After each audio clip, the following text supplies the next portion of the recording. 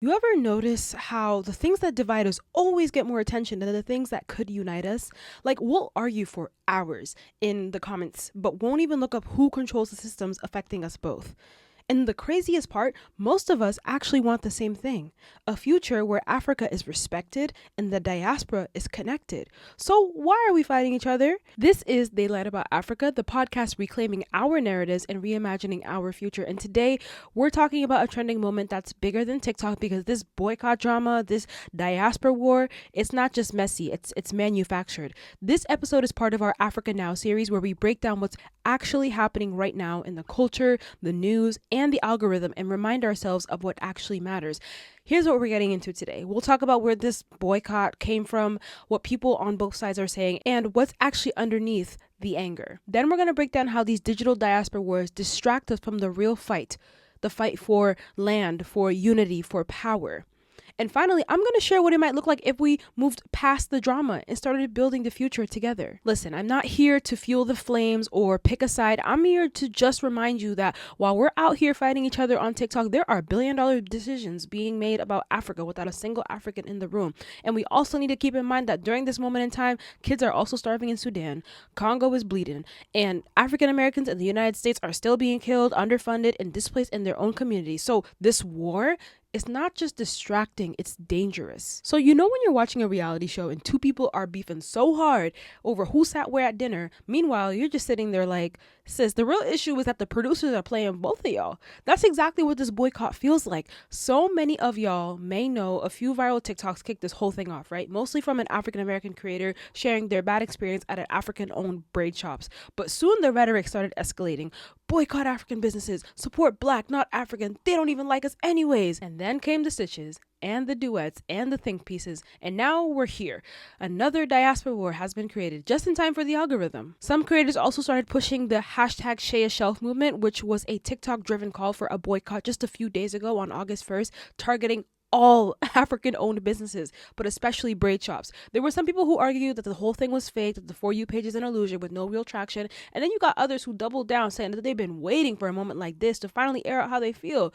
People started talking about how, as African Americans, they have always boycotted African businesses. Or you got Africans saying, don't wait till August 1st, start now. And while you're at it, stop braiding your hair altogether or wearing our dresses to your proms or eating your foods. So this was all essentially just a debate, adding fuel to the flames. Now, depending on your algorithm, y'all need to understand that your For You page is either a full diaspora war zone or a quiet place where beauty gurus and Love Island drama and Kai Cenat edits are thriving in peace. But that's kind of the point, right? Is it not? Y'all need to understand that this war is algorithm fed, rage bait ready, and systematically irrelevant. Some of you are only being fed one side of the story, one narrative, and are not taking that into account regardless of where you stand on the issue. TikTok is purposefully creating an echo chamber for you. That is the objective of this app, to feed you information or content tailored to what you believe or how you feel about a topic so that you can keep clicking on the app every hour. But what we need to realize is that underneath all this drama is something deeper, something unhealed. And that's exactly what this episode is here to interrupt. I'm not here to pick a side because there should not be sides. Choosing sides in this kind of pain, it's I think counterproductive. Honestly, it makes no sense. But I want to say that we gain nothing from fighting each other and we lose everything that actually matters. And here's what I find absolutely ridiculous. A lot of us know that this ain't really about hair. We can feel it. No, seriously, go in the comments underneath some of these videos people are talking about for or against this war or boycott. Something deeper is pulsating underneath these arguments. Something that seems raw, something that feels ancient. Like we've been holding this tension for generations, just waiting for something, anything to let it out. Because this isn't about braids, it's about disrespect and centuries of feeling disrespected. It's about pain that has never had a safe place to land, and now it's ricocheting between two sides of the diaspora that should have always been on the same team. What we're seeing on TikTok is the viral reason of what Africana studies scholars have been writing about for decades. That colonialism didn't just steal land and labor, it stole connection. It fractured us. It made Africans and African Americans strangers to each other. And what they really mean by this is that Africans were told to see the West as superior, to chase its approval. African Americans were told they had no origin, that their story began on a boat, not in a village. So both of these groups carry different kinds of loss, different kinds of survival. And when the pain is not named, it festers until something like a braid shop becomes the trigger. Because let's be real, we're not yelling about hair. We're yelling about being unseen, being unloved, being misunderstood by the only people we thought might understand us. And here's the thing that no one likes to admit: this disconnect is not new. Some African immigrants come to the US already thinking that Black Americans are lazy, violent, or dangerous, not because they've seen it for themselves, but because they were taught that narrative through Western media, colonial school systems, and whitewashed stories. And many African Americans grow up thinking that Africans are poor, backwards, or booty scratchers because for decades, Africa has only been shown to them through cartoons, commercials, and stereotypes meant to erase pride and sever ties. Neither version is real, but the fact that we even believe them, that's the real damage. African Americans are carrying the trauma of being stolen and erased and then blamed for surviving. Africans are carrying the trauma of being colonized and devalued and then forced to act like it did not happen. So now, a generation later, we're arguing over who has the right to feel what instead of asking who taught us to turn on each other in the first place. Because the more we stay in this ring, the more we fight each other instead of the system, the more we play right into the very design that divided us. And that's not just sad, it's intentional. Now, I want to talk about something: how people are benefiting from our division. Because division isn't just emotional, right? It's also strategic. Someone always profits when we're too busy fighting each other to fight the systems that oppress us both. Many of you might probably have watched the Netflix TV show series called Squid Games that I'm about to talk about. And maybe while you were watching it, you thought, they really got people so desperate, so broken, that they're willing to destroy each other just for a shot at survival, for money. And the people in charge, who were up in the rooms wearing the masks and betting on the players, were sitting back and just watching like it was entertainment.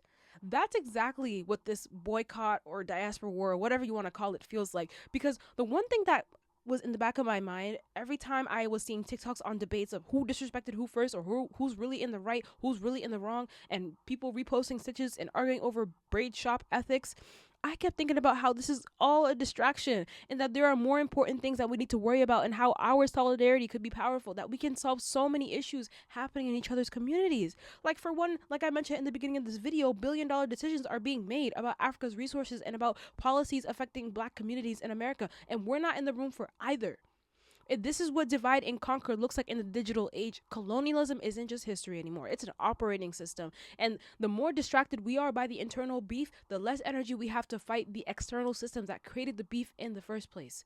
Take a look at the French, who still have control over the currency in 14 African nations. Multinational companies, mostly Western, are extracting gold, cobalt, and oil from African soil while the local people remain poor. In Sudan, people are starving. In Congo, the children are being used to mine the materials inside of your phone, the very one that you may be holding listening to this episode. And in the US, African Americans continue to face systemic displacement through gentrification. And then you got rising house costs and development projects pushing longtime Black residents out of historically Black neighborhoods. Over policing also remains a critical issue. How many videos have I seen over the past couple of weeks of a police brutality issue with Black Americans being disproportionately being targeted by surveillance, traffic stops, and use of force incidents, especially in cities with growing police budgets but declining investment in public services? These same communities are often undersourced, lacking access to quality education, healthcare, green spaces, and infrastructure. That is not a coincidence. These neighborhoods were never designed to facilitate generational wealth or safety. They were shaped by redlining, urban renewal projects, and decades of divestment that continue to limit opportunity and mobility for Black families. Meanwhile, the headlines are focused on braid shop, Yelp reviews, and viral duets. Why? Because division is profitable. Content is clickable. Distraction is power handed over. You need to understand that, because every time we argue about who belongs, we delay the real work of building something together. Every time we internalize colonial stereotypes, we carry out the colonizer's legacy for them. No uniform required. And every time we make a generalized statement about an entire group, like Africans don't like us or African Americans are lazy, we're doing the same thing white supremacy did to all of us. We become tools in someone else's strategy. But what would happen if we stopped playing the role they assigned us? What would happen if we turned all of that energy, the TikTok, the think pieces, toward a common goal? What would happen if the diaspora stopped fighting each other and started fighting for each other? If the diaspora fought for Africa, think about it, we might see diaspora investment in African-owned startups, especially in tech, climate, education, and manufacturing. Maybe diaspora funding for infrastructure projects, clinics, schools, not through saviorism, but in partnership with local communities. And if the continent fought for the diaspora, we might see more cross-continental business alliances, like African entrepreneurs collaborating with African Americans to build wealth pipelines and product exports. We might see African institutions offering scholarships, welcoming African Americans back as partners in development development and heritage reclamation. Okay, so I want to move away from that for a second because over the past few weeks, as I have been chronically on TikTok, like most of you, and other social media platforms, hearing about this boycott and analyzing everyone's think pieces, I was slowly starting to realize how similar this war was to the movie Black Panther. Hear me out. Remember how Black Panther wasn't really about heroes and villains? It was about pain. T'Challa and Killmonger were not fighting for power. They were fighting to be seen, to be heard, to feel like they mattered to their people. That's what this is. Killmonger's pain is a reflection of the diaspora's pain. He felt abandonment, disconnection, oppression. He was left behind. Wakanda had the power to help oppress black people globally, but they chose to stay hidden, and Killmonger saw that as betrayal. He also grew up without his culture, no language, no homeland, just stories and scars. And that loss of identity, that yearning for belonging, is something many of us in the diaspora feel, especially when they're told that they're not African enough. And he was also shaped by American violence, police brutality, poverty, systemic racism. His anger wasn't just personal, it was generational, and his pain is the pain of surviving in a world that devalues black life while knowing your roots might have given you more. Then if we look at T'Challa's pain, it was a reflection of the continent's pain. He had responsibility, fear of corruption, and misunderstanding. Wakanda has protected its people for generations by staying isolated, so he thought that opening its border felt like risking everything that was built, safety, sovereignty, and culture. And the West stole, enslaved, and exploited, and many Africans feared that opening up to the diaspora who'd grown up in that Western world could mean losing traditions or inviting danger. And also, T'Challa didn't know what it meant to grow up without Wakanda. He couldn't understand Killmonger's pain until it was too late. And that is so real because many Africans can't fully grasp what it feels like to grow up disconnected, stereotyped, and erased. So Killmonger's question on one hand was, why didn't you come from me? Why didn't you fight for us? And T'Challa's question on the other hand was, how do I protect my people without turning my back on the rest of our people? So what we see here is a family that doesn't know how to be a family. One side feels forgotten and the other side feels threatened, and they both are carrying pain they did not ask for. But here's the truth. Neither side is the villain. Neither side is the villain. The villain is the system that broke the connection in the first place. Colonization, slavery, border, war, lies. And the solution? Not fighting each other, fighting for each other. So this diaspora war isn't about Africans versus African Americans. It's about people fighting not to be forgotten. Because underneath the boycott hashtags and the comment section battles, most of us want the same thing. We want belonging. We want home. We want to feel like our struggles have context, like our stories matter to someone who gets it. African Americans want to be recognized for surviving the impossible and still creating beauty, culture, and power. Africans want to be respected for thriving despite colonialism, corruption, and a world that still sees them as behind. Both carry grief, both carry genius, both carry legacy, but when you're carrying all of that without healing, sometimes it comes out as anger. Sometimes it comes out as pride. Sometimes it comes out as shade. But the truth is, we're not each other's enemy. We're each other's reflection. We're fighting to be acknowledged by the people we thought would already understand. We're fighting to be celebrated, not tolerated. We're fighting to feel like we matter back home, even if we've never been. So no, this isn't about braids. It's about being chosen, being welcomed, being safe.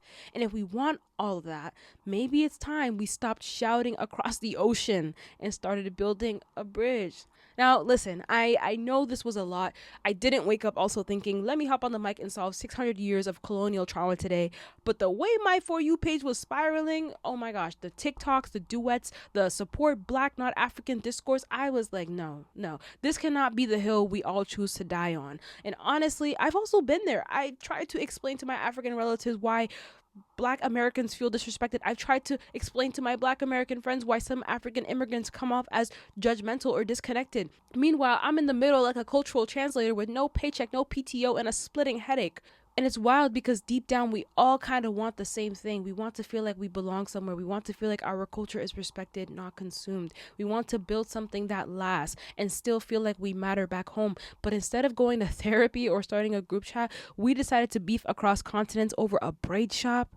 Be serious. Like, do we really think this is how we're going to reclaim the continent? At some point, you got to realize we're not mad at each other. We're mad at the system that made us strangers. We're mad that nobody taught us how to love each other across the distance. And now we're unpacking centuries of pain on TikTok like it's couples therapy.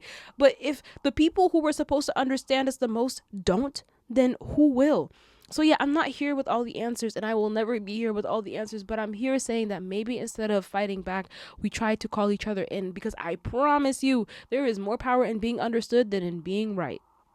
Now, that is all for today's episode of Daylight About Africa. If this conversation made you reflect or pause your scroll, or awoken something inside of you, just share it. Just share it with someone who needs to hear it too, because you never know what conversation it might spark. And do not forget to follow They Lot About Africa on Instagram and TikTok. That's where you'll find clips from this episode, deep dives from previous ones, and early updates on what's dropping next week. Now, if you're fired up and you want to do more than just watch the drama unfold, if you're ready to start healing the divide and actually contribute to the continent or your community, I got you.